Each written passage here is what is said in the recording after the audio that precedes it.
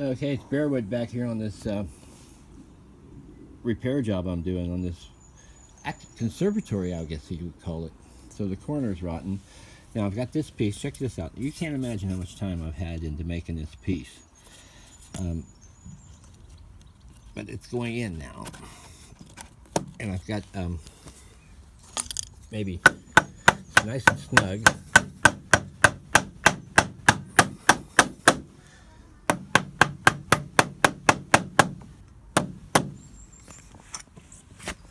So now I just got the lip's a bit high here. So I'm just going to take my belt sander and sand it down somewhat. Actually, looking at that now, I can't spend much more time on this. That's holding it in there nicely at the moment. I might have to see what I can do with the belt sander before I put the screws. I was going to grip fill it behind there. You know, I think it might be worth it for me to take the belt sander and knock that edge down right there, and then knock some of that off over on the bench rather than trying to do it right there.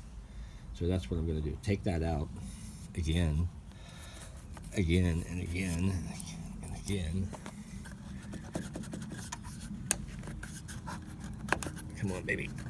That's not coming out. Anyway, that's what I'm going to do. And then we'll go to the next phase.